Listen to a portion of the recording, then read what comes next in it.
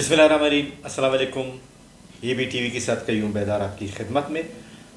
ناظرین، ہم آج پھر الیکشن 2024 کے حوالے سے بات کریں گے اور آج ہمارے مہمان ہے پیپلز پارٹی کے صوبائی رہنما اور ایک تجزیہ کار اور صحافی بھی رہے میر اکرم بنگلوی صاحب. بنگلوی صاحب، اپنے پروگرام میں آپ کو خوش آمدید کہتے ہیں. Thank you. یہ جو الیکشن ہوئے یہ متنازع دکھائی دے رہے ہیں. ہر پارٹی یہ کہہ رہی ہے کہ ہمارے ساتھ زیادتی ہوئی اور ہمارے جو مینڈیٹ ہے اس کو چھرایا گیا، چاہے صوبے میں ہو چاہے مرکز میں ہو. وجوہات کیا ہے؟ آپ مجھے بتائیں کون سے الیکشن کے بعد ہارے ہوئے لوگوں نے تسلیم کیا ہے کہ ہاں ٹھیک ہے؟ دیکھیں، جب 71 میں الیکشن ہوئے تھے جی. اس کو لوگ شفاف اگر نہیں کہیں گے، متنازع بھی نہیں تھے. بنگلہ دیش. ٹھیک ہے نا، بنگلہ دیش سے پہلے جو حالات بن گئے، بہرحال ابھی اس طرف تو ہم نہیں جاتے کہ بے شک نہیں، الیکشن کی بات ہو رہی ہے نا. الیکشن شفاف ہوئے تھے تبھی تو شیخ مجیب نے اتنے سیٹیں لی. وہ الگ بات ہے، وہ الگ بات ہے کہ اس کو اقتدار نہیں سونپا گیا. سر آپ شفافیت کی بات، میں شفافیت پہ اعتراض نہیں کر رہا ہوں، نہ آپ کا کوئی اعتراض ہے. ہمیں اعتراض اس بات پہ ہے کہ الیکشن کے ہارے ہوئے لوگ کیوں تسلیم نہیں کرتے ہیں. روایت کی یہ بڑی گندی آ گئی ہے ہمارے پاس. ہارے ہوئے لوگ تسلیم نہیں کرتے ہیں. یہ ایک الگ سی ایک وبا ہے جو پھیل چکی ہے. 71 سے لے کر اب تک یہی معاملہ چل رہا ہے. جو ہارتے ہیں وہ تسلیم نہیں کرتے ہیں کہ میرے ساتھ دھاندلی ہوئی ہے. لیکن اکثر یہ کہتے ہیں کہ شاید ابتدا میں جب پاکستان بنی، اس کے بعد پھر الیکشن ہوئے 71 کے، اور اس کے بعد بھی اس وقت تک اسٹیبلشمنٹ اتنی مضبوط نہیں تھی.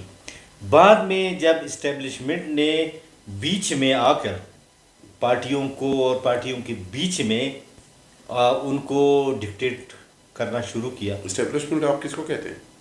اسٹیبلشمنٹ جو آپ کس اوپر اقتدار میں بیٹھا ہوا ہے. آپ کے خیال میں ابھی جاندار ہوئی ہے؟ پہلے جاندار نہیں تھا؟ ابتدا میں نہیں تھا. دیکھیں، آپ پاکستان کے قیام سے لے کے آج تک بات کریں، اسٹیبلشمنٹ اپنی حیثیت اسی ٹائم سے کی ہے اس کی. یہ میں نہیں کہتا ہوں کہ اس کی حیثیت میں کوئی کمی آئی. آپ کہہ رہے ہیں جاندار ہوئی ہے تو نہیں. ہاں، مداخلت ہے. آپ یہ کہہ سکتے ہیں کہ ان لوگوں کی جو اثر رسوخ رکھتے ہیں اسٹیبلشمنٹ میں، وہ فیور دے دیتے ہیں یا نہیں دیتے ہیں. اس طرح کی مثالیں ہمارے سامنے سننے کو ملتی ہیں، دیکھنے کو نہیں ملتی ہیں. وہ کہتے ہیں کہ اسٹیبلشمنٹ راتوں رات ایک پارٹی بنا لیتی ہے اور وہ جیت جاتی ہے اور اقتدار میں آ جاتی ہے. پارٹی میں کون لوگ ہوتے ہیں؟ ہوتے ہیں. پھر یہ پارٹیاں جو چینج کرتے ہیں تو کیا ان کی یہ اپنی خواہش پہ ہوتی ہے یا کسی کے کہنے پہ؟ جو چینج کرتے ہیں وہ بتا سکتے ہیں، لیکن میں اس کا جو ہم نے جو سنا ہے اس میں کہ جو چینج کرتے ہیں وہ رخ دیکھتے ہیں ہوا کا کہ کس کی ہوا چل رہی ہے، وہ اس لیے چینج کرتے ہیں. کوئی کسی کہنے پہ نہیں. آپ نے بھی چینج کی پارٹی؟ نہیں، میں نے نہیں کیا.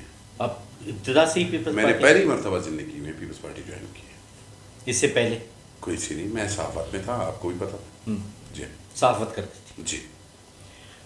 اب اگر آپ کو آگے چل کر اشارہ مل جائے کہ فلاں باپ پارٹی ہے یا نون پارٹی ہے یا جو بھی پارٹی ہے، اس میں ہم آپ کو اچھا عہدہ دیں گے، جوائن کریں. دیکھیں، اس طرح کے بہت سارے آپ لوگ ہیں بیدار صاحب. مجھے اس طرح کے بہت سے پارٹیوں نے آج بھی ہمیں آفر کی ہے. الیکشن سے پہلے بھی اپروچ کیا مجھے، لیکن نہیں. میں نے جس پارٹی کو جوائن کیا ہے، پہلے اس کے سسٹم کو دیکھ لیں. اختلاف ہو سکتا ہے، آنے والے ٹائم میں چینج کر سکتا ہوں. یہ میری مرضی ہے. میں باؤنڈ تو نہیں ہوں. میں نے لکھ کے تو نہیں دیا ہے پیپلز پارٹی میں 100 سال رہوں گا. میں تو چینج کروں گا اس صورت میں جب ہمارے عوام کے معاملات ٹھیک نہیں ہوں گے. جب کل میری پیپلز پارٹی کی طرف سے زیادتی ہو جاتی ہے یا ہماری گورنمنٹ کی زیادتی ہو جاتی ہے، آپ کوشچن اٹھائیں گے نا کہ آپ کیا کر رہے ہیں یہاں پہ. پھر میں کیا کہوں گا آپ سے؟ چینج کروں گا یا چھوڑ دوں گا یا چینج کروں گا. اکرم بنگلوی صاحب، آپ ایک تجزیہ نگار ہیں، ایک صحافی ہیں، جی، بلکہ اب بھی صحافت کر رہے ہیں. جی. بلوچستان کا مسئلہ کیا ہے؟ بلوچستان کا جو بلوچستان کا مسئلہ ہے وہ کیا ہے؟ دیکھیے، بلوچستان کا سب سے بڑا مسئلہ تو اس کی روزگار ہے.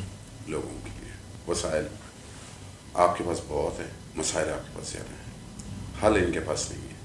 جو چیز آتا ہے ایک سیٹ اپ میں، ایک گورنمنٹ میں آتا ہے، اس کا 20% بھی عوام تک نہیں پہنچتا ہے.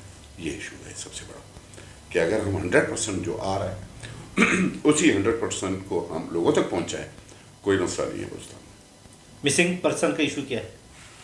مسنگ پرسن دیکھیں یہ ایک میرے خیال میں دنیا میں آپ دیکھیں یہ مسنگ ہوتے ہیں لوگ، یہ پاکستان کے ایشو نہیں ہے. آپ اسٹڈی کر لیں، آپ عرب امارات کو دیکھ لیں، وہاں پہ لوگ مسنگ ہیں لیکن وہاں ضرورت نہیں ہے کسی کو بولنے کی، کیونکہ وہاں شہنشاہیت ہے. وہاں بھی لوگ اٹھائے جاتے ہیں، وہاں بھی لوگ مارے جاتے ہیں، وہاں بھی لوگ ریاست کے خلاف جب بھی کوئی چیزیں ہوتی ہیں دنیا میں کوئی بھی ریاست ہو وہ اس آدمی کو مس کر دیتا ہے، اس کو غائب کر دیتا ہے، اس کو مار دیتا ہے، اس کو پھانسی پہ چڑھا دیتا ہے. یہ تو دنیا میں ہے. اگر آپ ریاست کے خلاف ہیں تو آپ مسنگ ہوں گے.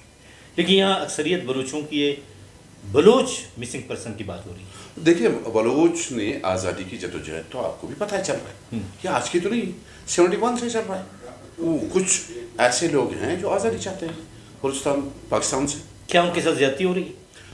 دیکھیے وہ بااختیار ہونا چاہتے ہیں لوگ. اختیارات کی جنگ ہے یہاں پہ، پاورز کی جنگ ہے یہاں پہ، اقتدار کی جنگ ہے. اقتدار کون نہیں دینا چاہ رہا؟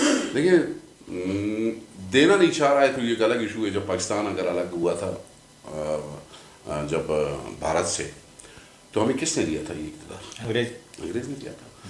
لیکن اب چونکہ کوئی بھی ریاست جس شکل میں ہے، آپ افغانستان کو اٹھا کے دیکھ لیں، میں بلوچستان کو تھوڑا سا رکھ لیتے ہیں سائڈ پر. آپ افغانستان کو دیکھ لیں، اس کی ہسٹری کو دیکھ لیں، کتنے ملکوں نے اس پر حملہ کیا اور بھاگ گئے. کیا وہ لوگ جو آزادی کی اپنی جنگ لڑ رہے ہیں اور لڑتے لڑتے آج یہاں پر پہنچ گئے ہیں کہ آج انہوں نے ایک اچھی سی شکل جو ہے افغانستان کی پوری دنیا کے سامنے پیش کر دیا ہے کہ ہم اس کو فلائی ریاست بنانے کی طرف جا رہے ہیں. اس میں رشیا نے اٹیک کیا نکلا؟ کیونکہ وہاں کے مقامی لوگ اس کے لیے جدوجہد کرتے ہیں. اس کی پہلے سے ایک شکل موجود تھی. بلوچستان کی اگر پہلے سے کوئی شکل انڈیپینڈنٹ دنیا میں موجود تھی تب تو ٹھیک ہے کہ پاکستان نے قبضہ کر دیا اس میں. پاکستان کو بلوچوں نے خود جا کے پاکستان میں شامل ہوئے اور جو ہے خان افقلات نے اس کو جو قائد اعظم محمد علی جناح کو جو ہے اس کے وزن کے برابر اس کو جو ہے سونا دے دیا. پھر آپ کیسی جنگ لڑ رہے ہیں جب آپ کی اس ٹائم کے حاکموں نے اس کو اٹھا کے پاکستان میں شامل کر دیا؟ اب آپ کہتے ہیں نہیں ہمیں نہیں چاہیے. اب اس کے لیے تو آپ کو الگ اسٹرگل کرنا پڑے گا. جو اسٹرگل آپ کر رہے ہیں اس میں تحریک ہے، یہ کہاں تک جاتی ہے، کتنا گیپ آتا ہے، اس میں 100 سال لگتے ہیں، 200 سال لگتے ہیں. ایک تحریک ہے وہ چل رہی ہے. ریاست اس کو کل کرنے کی کوشش کر رہی ہے، وہ ریاست کے ساتھ جنگ لڑ رہے ہیں. کیا جمہوریت میں بھی اس طرح ہوتی ہے کہ ڈکٹیٹرشپ ہو؟ یہ تو ایک ڈکٹیٹرشپ بھی کرتا ہے نا مسنگ، جیسے آپ نے عرب امارات کی بات کی. نہیں ڈکٹیٹر نہیں، ریاست کا ایک ہی مزاج ہے. جمہوریت سے اس کا میں نہیں سمجھتا ہوں کہ ریاست کا جو اندرونی پالیسیز ہوتی ہیں وہ ایک ہی مزاج رکھتے ہیں کہ ریاست پہ کوئی بات نہیں ہوگی. باقی آپ اپنے ایشوز پہ، اپنے مسائل پہ، اپنے پولیٹیکل اختلافات پہ آپ بات کر سکتے ہیں. اس میں آپ کو آزادی ہے. آپ کو کوئی حقوق نہیں مل رہے ہیں، آپ اس کی آزادی ہے. آپ کو ریاست ابھی بھی آپ کو آزادی ہے. میں اور آپ کھل کے بات کر رہے ہیں، ہم نے کہاں پہ بات نہیں کی. دیکھیں آپ پہ کیا پابندی ہے اس وقت؟ بلوچستان میں ذوالفقار علی بھٹو کے دور میں جمہوریت تھی. جی جمہوریت. پہلی مرتبہ پہلا مسنگ پرسن عطا اللہ مینگل کا بیٹا اسد اللہ مینگل اور اس کا دوست احمد شاہ، جی وہیں سے یہ شروع ہوئی. تو تو جمہوری دور تھا. دیکھیں نا ایک ابھی معذرت کے ساتھ آپ ایک بہت بڑی شخصیت کو مسنگ کے معاملے میں لا رہے ہیں. اگر میں بات کروں گا تو وہ شخصیت اور اس کی فیملی یا اس کے پولیٹیکل پارٹی میں سے مائنڈ کرے گا. ہم اتنے کھلے ڈولے لوگ نہیں ہیں. ہم اختلاف اور اختلافی رائے کو تسلیم کرنے والے لوگ نہیں ہیں. میں اور آپ جو بات کر رہے ہیں اسی باتوں پہ اگر میں کھل کے بات کروں گا تو پھر بہت سارے کمنٹس جو آئیں گے وہ اختلافی آئیں گے، نظریاتی اختلافی آئیں گے، کیونکہ میرا اٹیچمنٹ ایک پولیٹیکل پارٹی کے ساتھ ہے. اگر میں یہاں پہ بیٹھ کے کسی پولیٹیکل فیملیز کو یا بگ فیملیز کو یا جو اس کے جو ہے جو بیس رکھا ہوا ان پہ اٹیک کروں گا تو یقیناً ایشوز اٹھیں گے. میں اس پہ بات نہیں کروں گا. اس سردار صاحب پہ بھی بات نہیں کروں گا. اس کے علاوہ جو نوجوانوں، دیکھیں ایک نوجوانوں کے جو لوگ واپس آئے ہیں آپ ان کو بھی کبھی بلائیں اپنے پروگرام میں. جو لوگ واپس آئے ہیں، جو لوگ بازیاب ہو رہے ہیں، وہ کہاں ہیں؟ ان سے کبھی پوچھا ہے آپ نے پروگرام میں بلا کے؟ وہ آج آئے نا، وہ تو آپ بلائیں نا اپنے پروگرام میں، آپ بلائیں، آپ ان کو بٹھائیں، آپ اسے پوچھیں کہ آپ مس کیوں ہوئے تھے اور آپ بحال کیسے ہو. ابھی اس کے لیے بازیاب کیسے ہو؟ آپ میری مدد کریں کہ جو آئے ہیں واپس ہم تک تو نہیں پہنچے نا. لیکن میں تو جو آ رہے ہیں ابھی ریسنٹلی ایک کمانڈر نے جا کے پریس کلب میں پریس کانفرنس کی. اس نے کہا کہ میں چھوڑ کر آیا ہوں پہاڑ.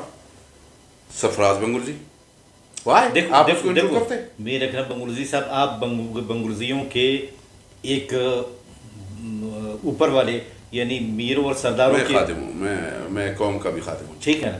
آپ بنگلزئی فیملی کے اعلیٰ طبقے سے آپ کا تعلق ہے، اوپر والے، اللہ تو میرا رب ہے. ٹھیک ہے نا، سردار طبقے سے. آپ سرفراز بنگلزئی کو لائیں، میں ادھر ہی بٹھا کے انٹرویو کر لوں گا. دیکھیں اس کا انٹرویو ہو چکا ہے، اس کا نہیں الگ اس طرح تو آپ کے بھی کئی ہیں. نہیں میں اس پہ یہ گزارش کروں گا، اس کی جو باتیں تھی وہ ان کو آپ دیکھ لیتے، ان کو آپ فوکس کر لیتے کہ وہ جو وہاں سے چھوڑ کر ادھر آتا ہے، ادھر سے لوگ چھوڑ کے پہاڑ پہ جا رہے ہیں، معاملہ کیا ہے؟ اس کی تحقیق ہونی چاہیے کہ یہاں سے لوگ وہاں جا رہے ہیں تو کیوں جا رہے ہیں، اور وہاں سے لوگ ادھر کیوں آ رہے ہیں. یہ ایک بہت بڑا معاملہ ہے، اس کو چیک کریں. جو وہاں سے چھوڑ کر آیا تو کیوں چھوڑ کر آیا. دیکھیں یہ ایشو، مسنگ ایشو بالکل اپنی جگہ پہ ہے. فیملیز بڑے اس میں پریشان ہیں. اپنے بچوں پہ نظر رکھیں، بس میں یہی گزارش کروں گا. اپنے بچوں کی حرکات پہ نظر رکھیں، اپنے معاملات پہ نظر رکھیں. آپ اپنے بچے سے بے خبر رہیں گے تو ظاہر ہے وہ بھٹک جائے گا، وہ کہیں نہ کہیں جائے گا. چاہے وہ اس نظریے کا ہے، آزادی نظریے کا ہے. آج بھٹک کر جو ہے، اگر ہم بھٹکے ہوئے کہیں گے تو پھر سرفراز بگٹی بھی بھٹکا ہوا ہے. کیا پاکستان میں شامل ہو گیا؟ اور یہاں کے بھٹکے ہوئے لوگ وہاں جا کے شامل ہو رہے ہیں. یہ ایک بہت بڑا ایشو ہے. اتنا بڑا نہیں ہے لیکن مین ایشو جو میں سمجھتا ہوں یہاں کا بے روزگاری، مہنگائی، اور نوجوانوں کا جو ہے وہ جس کے ساتھ اس کو جو ہے وہ ڈھونڈ رہے ہیں اپنے مستقبل کو، روشن مستقبل کو، وہ ان کو نہیں مل رہا ہے. تو وہ اسی وجہ سے تو وہ ریاست کے خلاف ہو رہے ہیں کہ یار بہت سارے ان کے حقوق ان کو نہیں مل رہے. آپ بہت سارے آپ کے پڑھے لکھے نوجوان آج بیوروکریسی میں موجود ہیں، بلوچوں کے پورا سیکٹریٹ میں بڑے بڑے آفیسر اور بڑے بڑے سیٹوں پہ بیٹھے ہوئے ہیں، اور جو ہے ہر ڈپارٹمنٹ میں موجود ہیں. آپ کو لوگ نظر آ رہے ہیں. آپ جیسے آپ ہی تو بلوچ ہیں، آپ کیوں مس نہیں ہوئے؟ آپ بھی تو اسی شہر میں رہے، آپ کے بچے مس کیوں نہیں ہوئے؟ آپ مجھے بتائیں وہ کیوں مس ہو رہے ہیں؟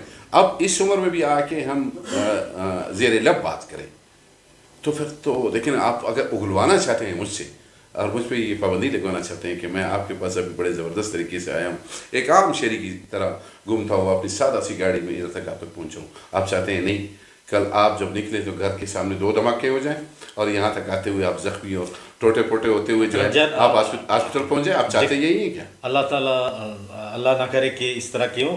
جو سننے والے ہیں وہ بھی شعور رکھتے ہیں، ان کو بھی معلوم ہے کہ کون ہمارے حق میں ہے، کون ہمارے خلاف ہے. میں یہ صرف یہ کہنا چاہتا ہوں کہ آپ بنگلزئی فیملی سے تعلق رکھتے ہیں، جی ٹھیک ہے نا.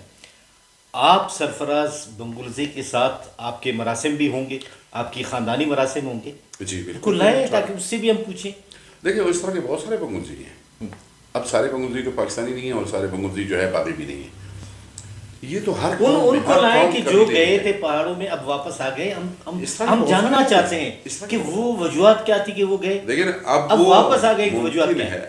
جتنی انہوں نے اظہار کرنا تھا، جو بات واپس آئے، جتنا انہوں نے اظہار کرنا تھا، جس حد تک اظہار کرنا تھا. بہت ساری بات سوالات آپ کے اور میرے بھی رہتے ہیں، لوگوں کے بھی ان سے رہتے ہیں کہ یار اتنا آپ جدوجہد کرتے رہے، لڑتے رہے، نوجوانوں کو اس ٹریک پہ ڈالا، ان کی لاشیں آتی رہیں، وہ مرتے رہے، ذمہ دار کون ہے؟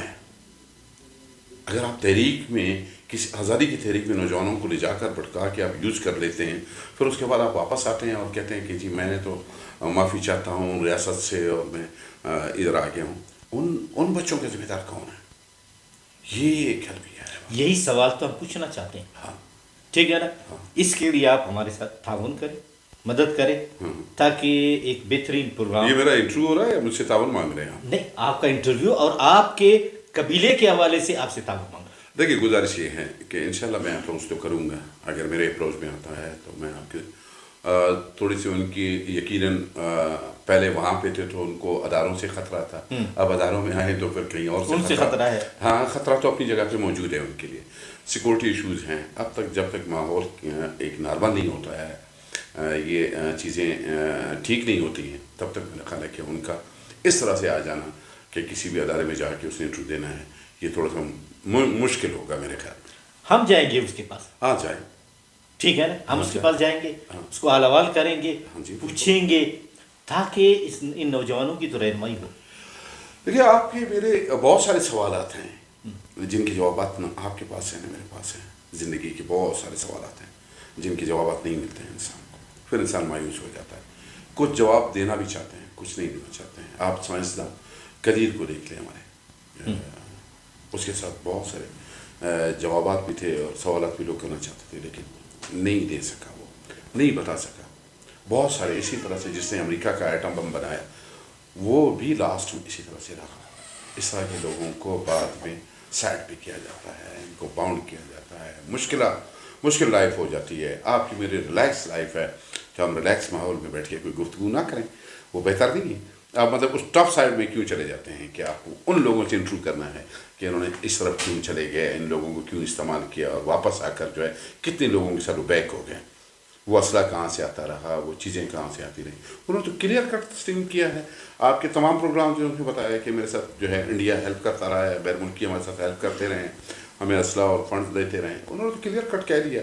अब आप ये चीज़ें तो समझते हैं कि पाकिस्तान जिस शक्ल में भी है एज ए पाकिस्तानी, इसके दुश्मन बहुत है, इसके दोस्त कोई नहीं है। आप इसके अफगानिस्तान से रिलेशन को देख लें, वहाँ गड़बड़ है, और ईरान के साथ देख लें, पिछले दिनों में जो कुछ हुआ आपने देखा। भारत के साथ हमारे वही रिलेशन है, सिवाय हमारे चीन का एक छोटा सा पीस जो हमारे साथ लगता है, उसको पूरा हम तस्वर करते हैं उस बॉर्डर को। लेकिन ये है कि पाकिस्तान की दुश्मन बहुत है, उसकी वजह है। आप ज़रा उस एंगल पे चले जाएँ कि पाकिस्तान के दुश्मन क्यों बनते जा रहे हैं।